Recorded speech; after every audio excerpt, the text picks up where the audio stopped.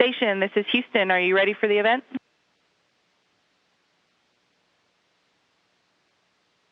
Houston Station, yes, we're ready for the event. European Space Agency, this is Mission Control Houston. Please call station for a voice check.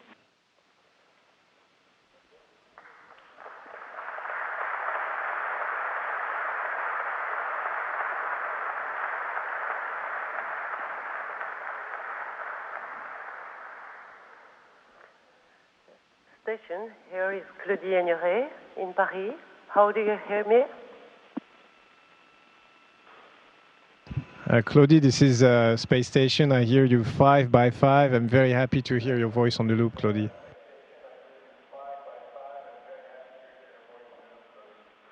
Bonjour Thomas, on est vraiment très très heureux. We're very happy to be able to talk to you.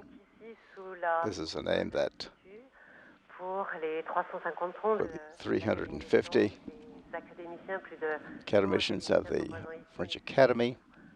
There are hundreds of children listening in. They're here, they want to talk to you, they have questions, and they'll be very happy to post these questions to you. And I'm very happy to be able to present them to you, to hear your voice. Hello, Thomas. My name is Odette, and my question is, in space, what is the schedule that you adopt? And what are you doing right now? Hello, Adele. Thank you for your question. Listen, in space, we on UTC Universal Time. If I look right now, we are at the southern part of South America, and we're just about to cross the Atlantic. In a few minutes, we'll be over Europe.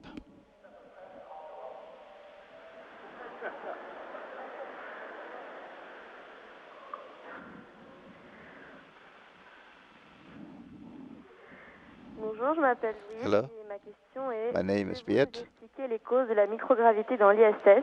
And can Pourquoi la microgravité a-t-elle des conséquences sur la masse musculaire et la densité? And can you tell us what are the consequences of microgravity in the Space Center and what effect they might have on your muscular condition?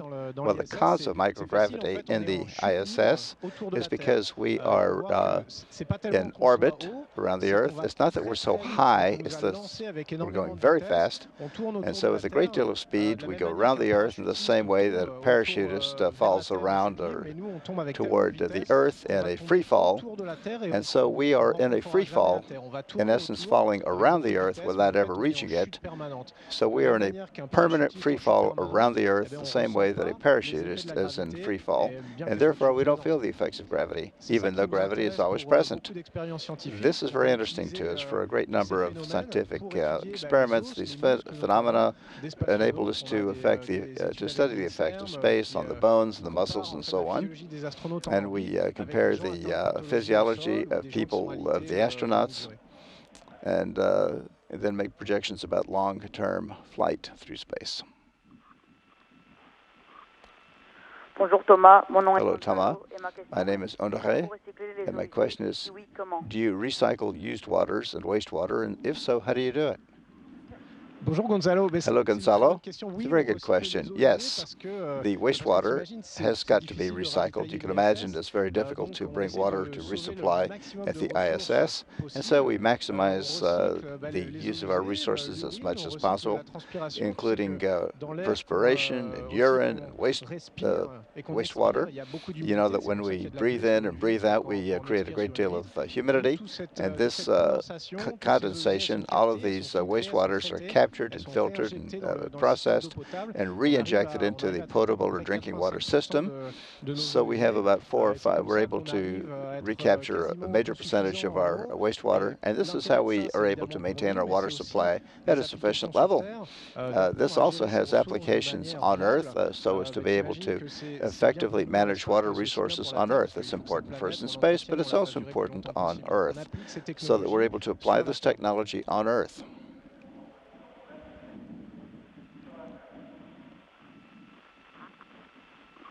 Bonjour Thomas. Hello Thomas. My name is Tristan.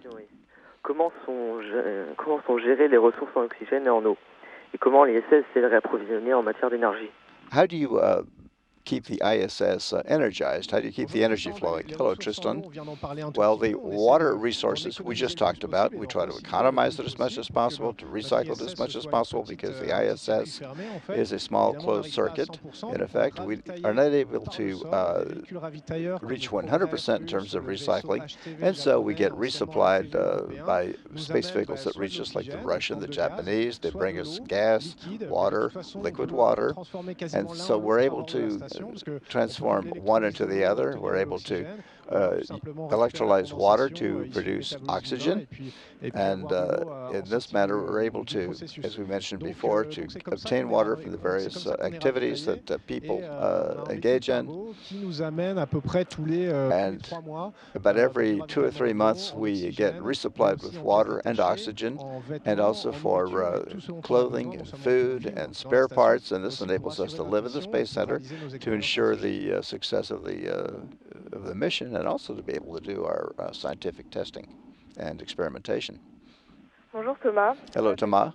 My name is Lilia. My question is, how are you able to produce vegetables at that height? And how do you cook them? That's a good question. It's a very interesting question, because we're interested in these processes.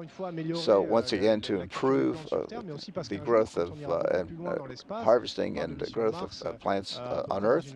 We're also thinking about a trip to Mars in about 20 years. And so we're able to develop techniques for cultivating in space, so that we can supply ourselves not only with oxygen and gas and water, but also with food in space for long-lasting space flights. And so we, for example, make sure that we don't have water bubbles that accumulate within the living space. And so we're able to atomize the water bubbles so that we have, in essence, a normal atmosphere. And then we're also able to work with vegetables that we grow and prepare them in a way that we can eat them.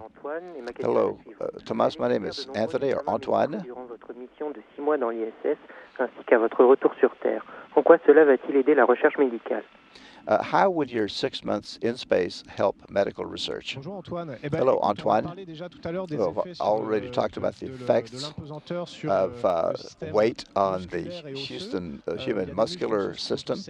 There are muscles that we no longer use when we're in a weightless situation. You can see, for example, I don't use back muscles, thigh muscles to raise myself, and so I have to do sports or activities, physical activities every day to keep my muscles in shape.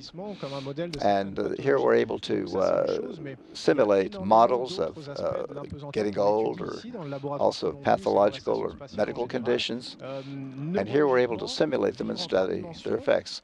But we live in order to live in 3 dimensions, we have to make new connections within our brain. It's kind of like learning how to, for example, ride a bike, where we make new connections within our brain. And we study how all of these activities activate or deactivate the brain cells, for example, as well as the muscles.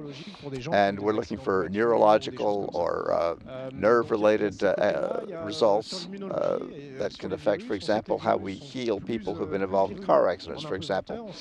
We're able also to, we know that, for example, in weight, when there's, as we have on Earth, that the immunological systems in people are affected negatively.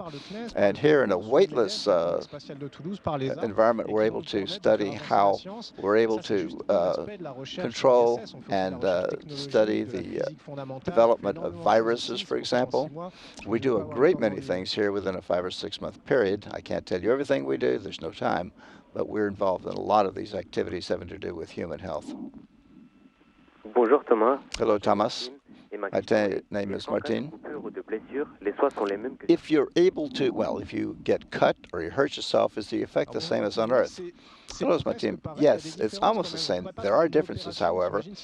We cannot do an operation by opening the human body. It's very complicated on Earth. You can imagine how much more complicated it is here. Blood, for example, would be floating around, and it wouldn't be very controlled as a process or procedure the way it might be on Earth.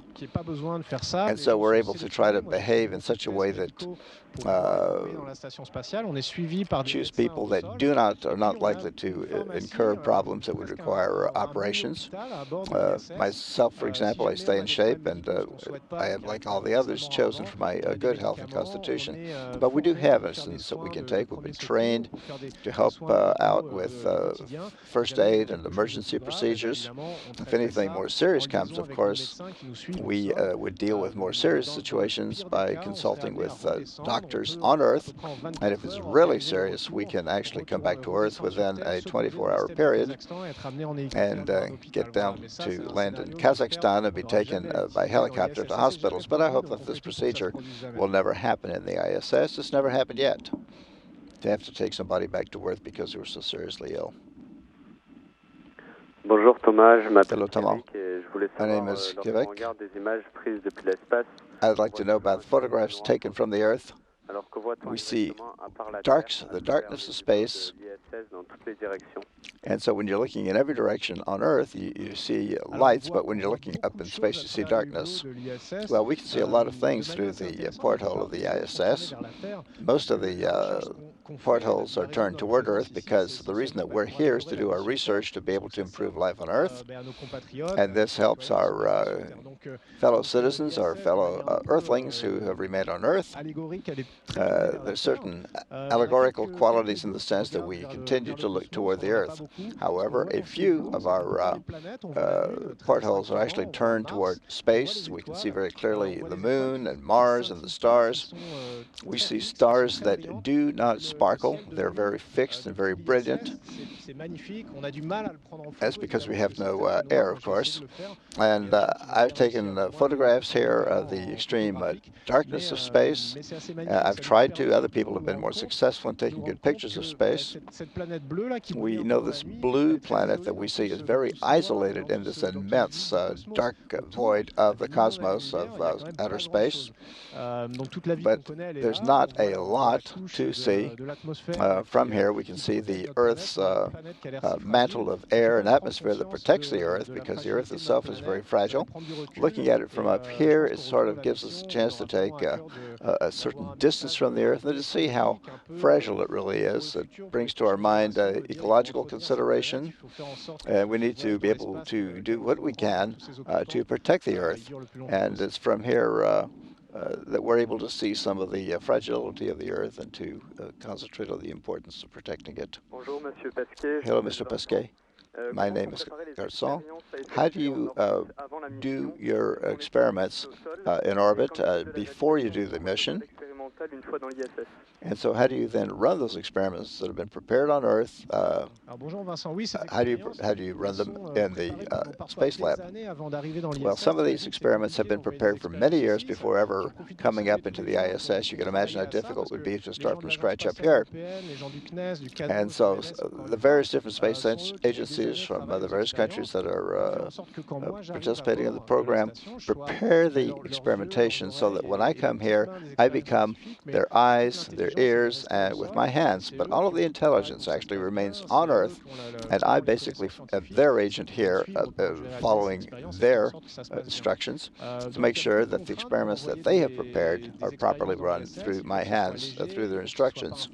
We have to make sure that the materials that we use are not too light, are not flammable, are not dangerous to the astronauts. But these are laboratory like the various ones in Spain, rather in France, the INSER, for example. And this enables us to use the properties of Spain to be able to conduct scientific experiments that we could not do on Earth.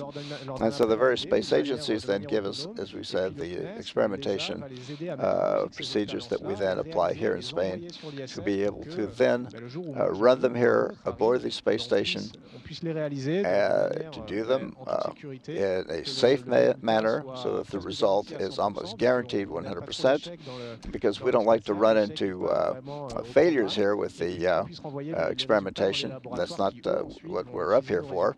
And then we send the results back to Earth so that they can then take the results and write up papers and improve science and knowledge and procedures in science on Earth. Merci, cher Thomas. On a passé toutes les questions. Thank you, dear Thomas. We've run through all of the questions, but we still have a little bit of time. And so we have a question that we'd like to pose to you. from the minister, who's here, the Minister of State. Now, this visit on the Columbus module, we'd like to see if you can run us through something about the module that you're living in. If you could move from, if we could take a couple of minutes to respond to the questions from the State Minister or State Secretary. Well, we are here in the Columbus module. The space station is over in that direction. We're to the right side of the space station. All around me is the scientific experimentation station. Here on the right, which I like particularly because I've spent a lot of time here last week. This experimentation is called MARES, which studies muscles. It's a kind of device that deploys, and I've taken photographs of it, which are used to very closely measure and monitor the muscles, particularly of the legs. To my left is a research model. It's called Human Research Facility to study the physiology of the human body. We have gaseous system. We take blood samples. We have centrifuges for the blood. We have places to store the blood. And right next to the camera, maybe you can't see it, but there's a little sort of a light-colored, rose-colored or pink-colored, and that's where we grow our plants. And back over on the ceiling, we always have experimentation called FSL, which studies fluids. At this time, we have a sample of fluid which imitates. I'm not able to touch it. It's there's a mark on a sign on it saying, "Be careful not to touch this experiment." Fluid analysis. On the left, there's an experiment to study radiation that was received by the astronauts. All around me, there are a series of experiments called Matisse, which are resistant to bacteria. And this is why we trained for 7 years, to be able to use every square centimeter of space, or even every cubic centimeter. This is the scientific work that the astronauts do here at the station out in space.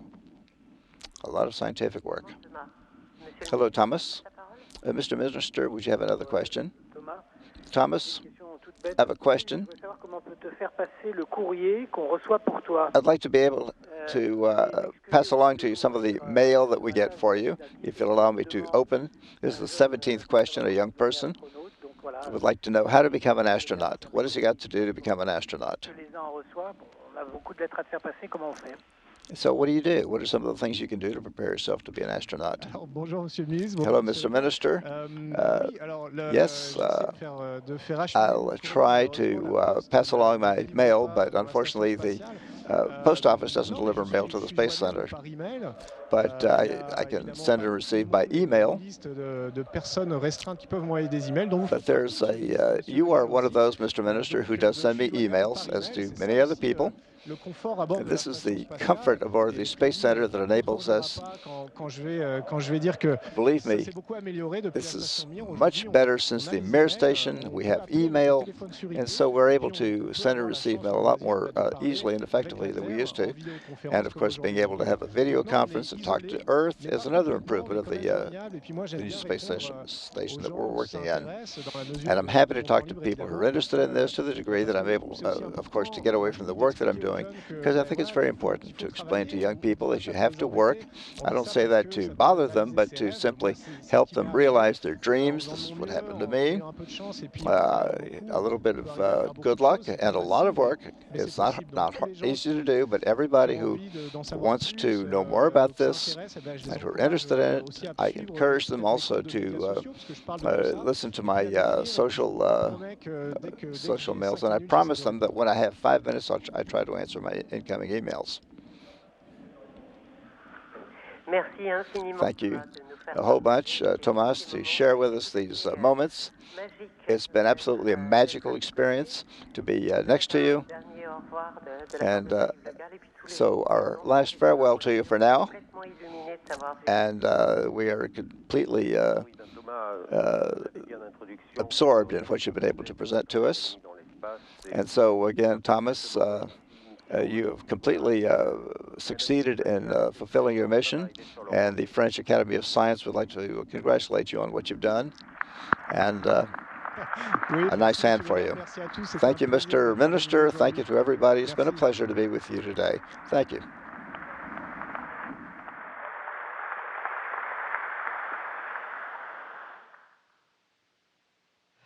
Station, this is Houston ACR. Thank you. That concludes the event. And thank you to all participants from the European Space Agency. Station, we are now resuming operational audio communications.